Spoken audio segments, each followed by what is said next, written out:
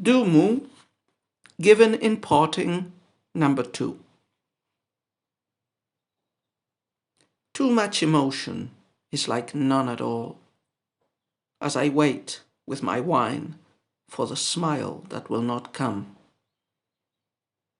Candles have hearts, are sad for us at partings. Their tears, instead of mine, drip till the sky brightens. So we continue with the second of 2 poems by Du Mu under the title Given in Parting. In the footnote to this poem, I get an explanation of the two that follow each other. It says here that Du Mu met Zhang Hao in 827. This Zhang Hao would be the woman, the 13-year-old beauty of the previous poem. And he met her when he was posted to the Yangtze Surveillance Commission at Hongzhou. She was then a 13-year-old singing girl among the retainers of the commissioner.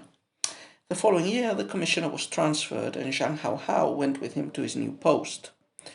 Du Mu would meet her again 5 years later in Luoyang, the eastern capital, and wrote these quatrains as a parting gift. So this poem is in a way a continuation of the other poem. Therefore, there are 2 poems gifted to this woman, reminiscing their first encounter and reminiscing also the separation that is about to take place now, 5 years later, after a brief meeting. So let's take a look at the poem. So the topic of the poem is the sadness at parting. So it belongs to a very common genre of parting poems.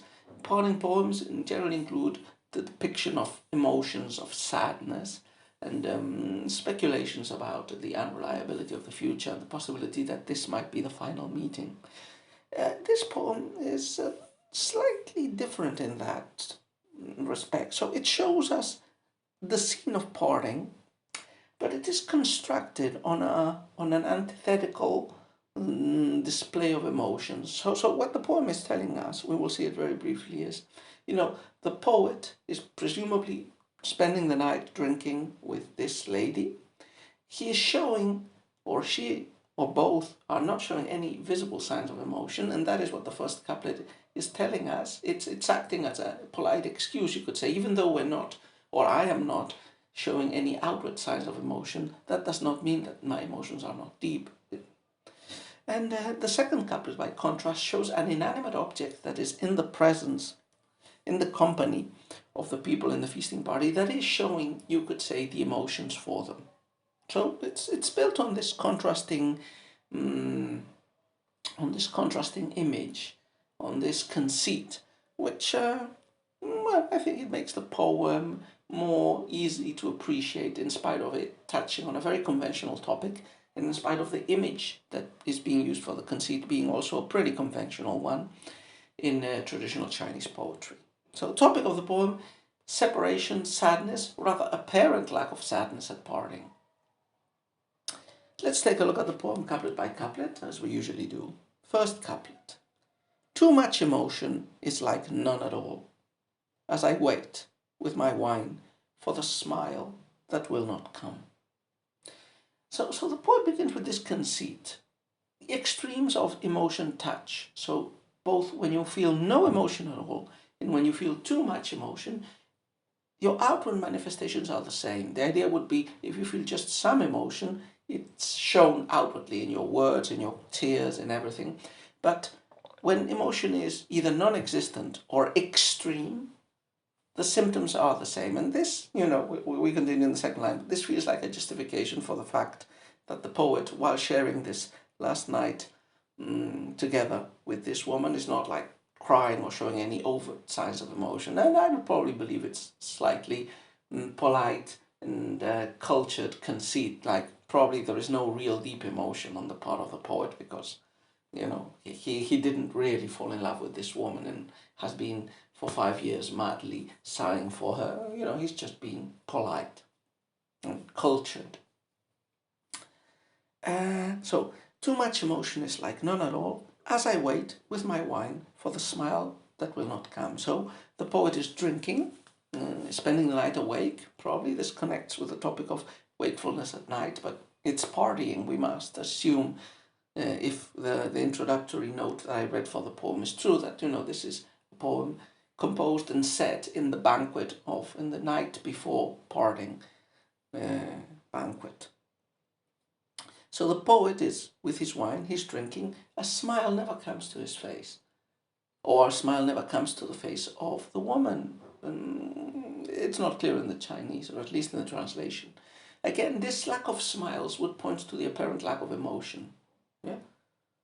Or it would be the exteriorization of the lack of emotion. Nevertheless, smiles indicate happiness. This is a context of pre-parting, so there should be sadness. There shouldn't be smiles anyway. So, I don't know, I find the image a bit confusing. Or perhaps it's a translation. I'll read another different translation which expresses a different way of showing this and transmits a different message. But anyway, that's the idea in the first couplet. There's this distinct lack of emotion, which does not mean there isn't really emotion behind. And now that emotion is externalized in the second couplet in the candle. Candles have hearts, are sad for us at partings. Their tears, instead of mine, drip till the sky brightens. Now, candles, as you know, they drop rivulets of melted wax on the sides as they get consumed. And this became very soon, in the Chinese poetical tradition, a trope, an image for lovers' tears at parting and for sadness. The wax falling is like tears. So even though the poet and the lady are not crying or showing any overt signs of emotion, the candle is. So the candle is the metonymic fixer of the emotion that is not apparent but externalized in those candle drops and those candle tears. The candle is crying for the parting, and it's its tears that fall down all night till the sky brightens, till dawn. As I said, pretty conventional image.